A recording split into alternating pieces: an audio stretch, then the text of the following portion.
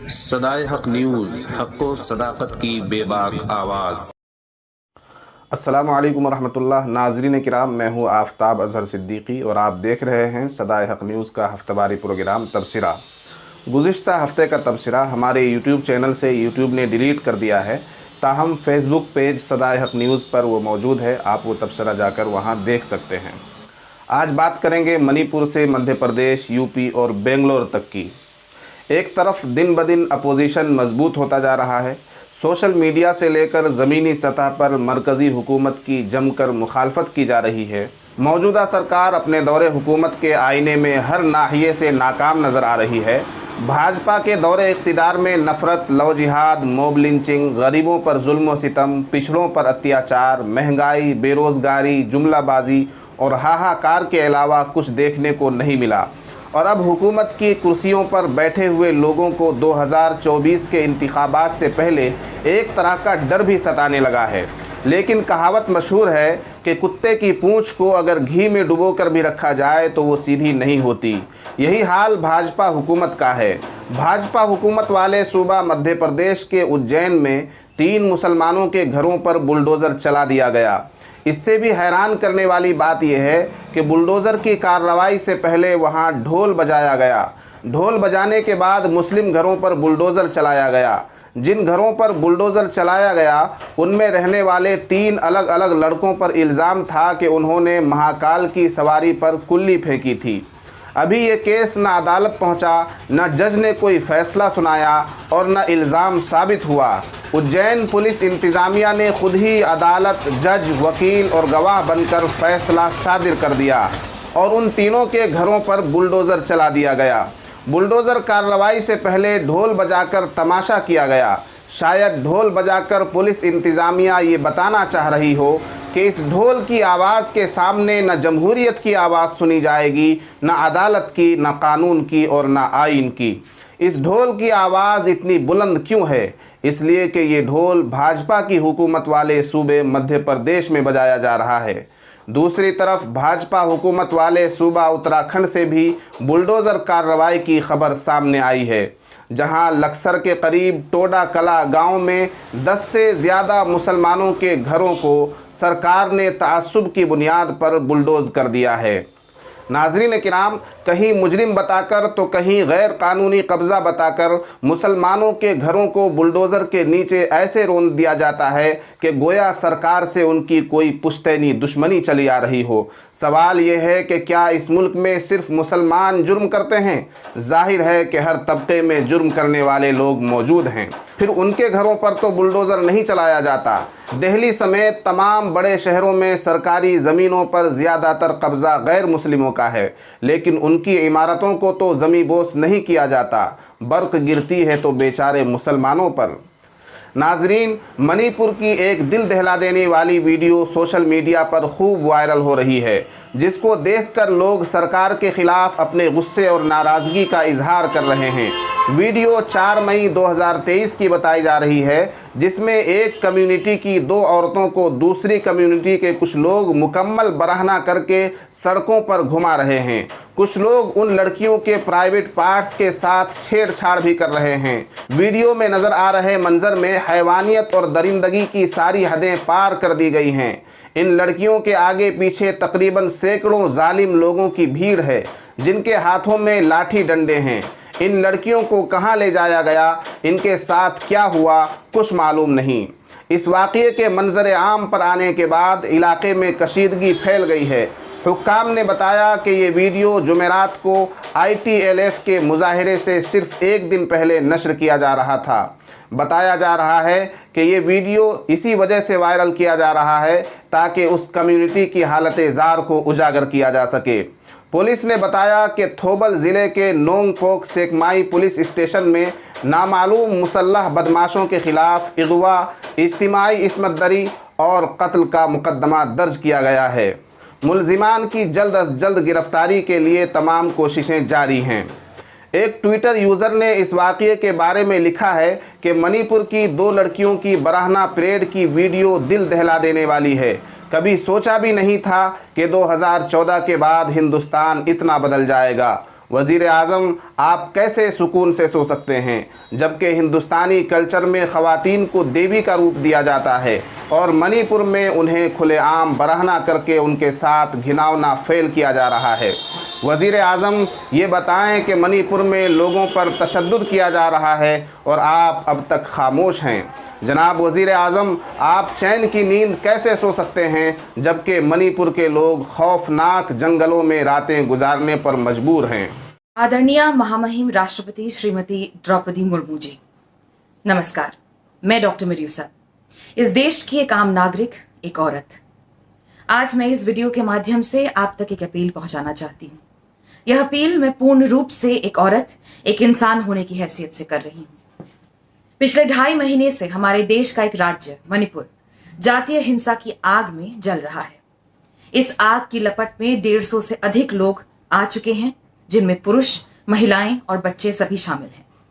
मगर आज एक जघन्य वजह से मेरी आत्मा कांप उठी है और हिंसा को बढ़ावा देकर लाशों पर अपनी सत्ता की नींव रखकर कटे हुए नरमुंडों से अपना सिंहासन सजाने वाली एक सरकार के डर के बावजूद मेरे लब खुल पड़े हैं। कुकी जनजाति की 2 महिलाओं को सरेआम नग्न अवस्था में सैकड़ों की तादाद में मैतेई मर्द एक मैदान में ले जाते हैं, उनके शरीर के साथ खिलवाड़ करते हुए उनकी निश्चित मृत्यु की ओर। आज करोड़ों लोग वो वीडियो देख रहे हैं।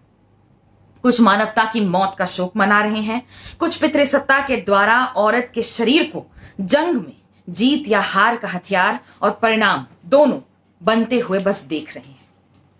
आप भी एक महिला हैं, एक आदिवासी महिला हैं। इस देश का इतिहास सदियों से मूल निवासी महिलाओं के साथ हुए हिंसा को देखता आ रहा है।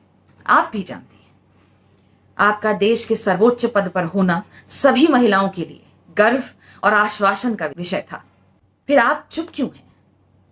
आपके पास वो अधिकार है, वो ताकत है जो हम जैसी आम महिलाओं में नहीं है, आम नागरिकों में नहीं है।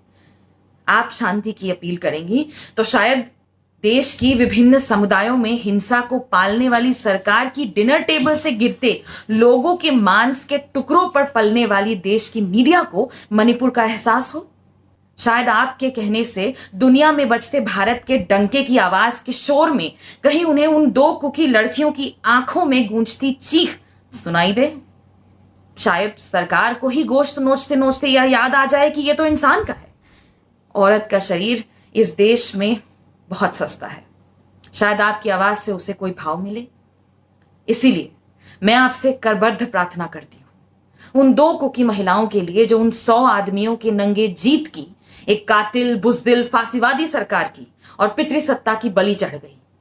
मणिपुर को बचा लीजिए, वहां की औरतों को बचा लीजिए।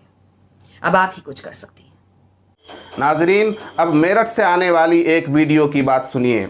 एक ट्विटर यूज़र एक वीडियो पोस्ट करते हुए लिखता है कि मेरठ में एक लड़का इंस्पेक्टर से कहता है, अगर कोई शिकायत है तो मैं पुलिस के पास ही तो जाऊंगा। इंस्पेक्टर बिगड़ते हुए कहता है, यहीं ठोक दूंगा, अभी 1 मिनट लगेगी, यहीं ठोक दूंगा। इस दौरान बीच बचाव करने वाली एक खातून को भी इंस्पेक्टर चिल्ला कर कहता है, मुझसे बात करेगा, बाबा की पुलिस बच्चे बूढ़े सबको मारने का ही सोचती रहती है। ट्विटर यूज़र ने लिखा, यूपी के रहने वालों, तानाशाही का इससे सख्त चेहरा क्या होगा कि कोई सवाल पूछ लिया या कुछ बात कह दी तो आपको ठोका भी जा सकता है।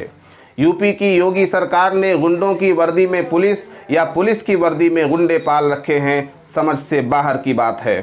नाजरीन, अब बात करते हैं हरियाणा के रोहतक की, जहां हिंदू तंजीम के लोगों ने मुसलमानों का होटल बंद करवा दिया, इसलिए कि आस्था के नाम पर मुसलमानों के हाथों मटन बिरयानी खाने और बेचने से उनका धर्म खतरे में पड़ रहा था। लिहाजा एक हुजूम ने होटल में घुसकर होटल का सारा सामान फेंक दिया। इस वाक़ये पर इसके अलावा क्या कहा जा सकता है कि गोदी मीडिया के ज़रिए फैलाया हुआ इस्लामोफोबिया अब एक ख़तरनाक कैंसर बन चुका है। नाजरीन, ये एक तारीख़ी हकीकत है कि कोई भी हुकूमत जिसने रियाया पर जुल्म किया या जुल्म होते हुए देखा तो उसकी सरकार बहुत दिनों तक नहीं चल सकी और बहुत जल्द उस हुकूमत का ख़ात्मा हो गया, इसलिए कि हुकूमतें जुल्म के साथ नहीं चला करती। आज पूरा हिंदुस्तान देख रहा है कि जब से भाजपा का दौरे इख्तिदार शुरू हुआ है, मुल्क में नफ़रत का माहौल बढ़ता जा रहा है। खाना जंगी के हालात पैदा किए जा रहे हैं। पिछड़ों, अक़लियतों और गरीबों पर जुल्म व सितम आम हो चुका है। जमहूरियत को बुलडोज़र तले कुचला जा रहा है। गौ रक्षा और लव जिहाद के नाम पर सेकुलरिज्म का गला घोटा जा रहा है। एक तरफ ये सब कुछ हो रहा है और दूसरी तरफ ज़र ख़रीद और बिकाऊ मीडिया के ज़रिए सरकार का झूठा प्रचार किया जा रहा है। अब देखना ये है कि इस मुल्क के अवाम आने वाले 2024 के पार्लिमानी इलेक्शन में भाजपा के चाल चलन को पहचान कर उसको हुकूमत से बेदखल करने में कामयाब हो पाते हैं या नहीं। नाजरीन, इतवार को बेंगलोर में 2 दर्जन से ज़्यादा पार्टियों का इजलास हुआ, जिसमें हज़्ब इख्तिलाफ़ के इत्तिहाद को INDIA यानी इंडिया नाम दिया गया। ये Indian national developmental inclusive alliance का मुखफ़्फ़ है। बेंगलोर में होने वाले 2 रोज़ा इजलास के इख्तिताम पर इसका ऐलान किया गया। इजलास में शिरकत करने वाली एक अहम पार्टी तृणमूल कांग्रेस की रहनुमा और मगरबी बंगाल की वज़ीर आला ममता बनर्जी ने कहा, NDA क्या तुम इंडिया को चैलेंज कर सकते हो? उन्होंने कहा, क्या अब बीजेपी इंडिया की मुखालफत करेगी? इंडिया जीतेगा, भाजपा हारेगा। भारत जीतेगा, भाजपा हारेगा। इंडिया जीतेगा और हमारा देश जीतेगा। Catch us if you can. Bhajpa, can you challenge India? 26 opposition जमातों के इत्तिहाद इंडिया ने एक इज्तिमाई करारदाद जारी की। बेंगलोर में अपोजिशन मीटिंग में तश्कील पाने वाले इत्तिहाद इंडिया ने भारतीय जनता पार्टी को इक़्तिदार से बेदखल करने का इज्तिमाई अहद किया और कहा कि सभी अपोजिशन जमातें बीजेपी के नज़रिए तक़सीम के ख़िलाफ़ मुत्तहिद हैं। नाजरीन, इस इत्तिहाद की जहां एक तरफ खूब सताइश की जा रही है, वहीं दूसरी तरफ मुस्लिम क़यादत वाली सियासी जमातें और मुस्लिम दानिशवरान इस बात से नाराज़ नज़र आ रहे हैं कि इसमें एक भी ऐसी सियासी जमात को शामिल नहीं किया गया है जो मुस्लिम लीडरान की क़यादत में चल रही हैं। दानिशवरान का कहना है कि इन सेकुलर पार्टियों को सिर्फ मुसलमानों का वोट चाहिए, मुसलमानों की क़यादत नहीं। बीजेपी की और मोदी के गलत कार्यक्रमों का अगर कोई पोस्टमार्टम करता है, उनके तमाम तरह गलत पॉलिसियों को अगर कोई उजागर करता है, तो उसका नाम बैरिस्टर सऊदी अवैसी है, उसका नाम MIM है और MIM को अछूत समझे हुए है। तो इसके माने ये है कि ये लोग अपने सत्ता की प्राप्ति चाहते हैं, लोकतंत्र में सभी की भागीदारी नहीं चाहते हैं। ऐसी परिस्थिति में अब ये मजबूरी है कि देश से गठबंधन के को विकल्प के तौर पर तैयार किया जाए। हम नहीं चाहते कि सेकुलर का बिखड़ा हो, लेकिन ये लोग चाहते हैं कि सिर्फ गद्दी प्राप्ति हो, माइनॉरिटी के लोग इनके रखेल बनकर के रहे, माइनॉरिटी मुक्त गठबंधन बने, तो इसको बर्दाश्त नहीं किया सकता है।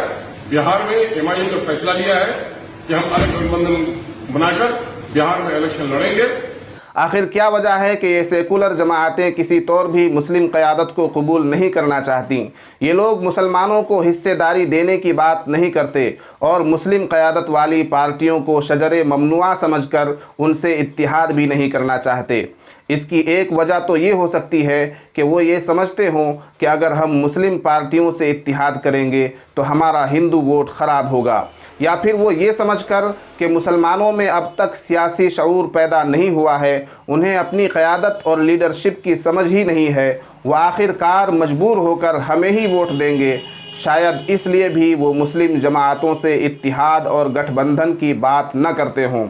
जबकि केरल की मुस्लिम लीग, आसाम की AIUDF और तेलंगाना की AIMIM ऐसी मशहूर और बड़ी जमातें हैं कि जिनसे इत्तिहाद किया जा सकता था। आज के लिए इतना ही। अगर आपको ये तबसरा पसंद आता है तो इसको लाइक कीजिए, अपने साथियों के साथ शेयर कीजिए और चैनल पर नए हैं तो सब्सक्राइब कर लीजिए। शुक्रिया। सदाए हक न्यूज़, हक़ व सदाकत की बेबाक आवाज़। अगर आपने अब तक हमारा चैनल सब्सक्राइब नहीं किया है तो सब्सक्राइब करने के साथ घंटी के निशान को भी फ़आल कर दीजिए। शुक्रिया।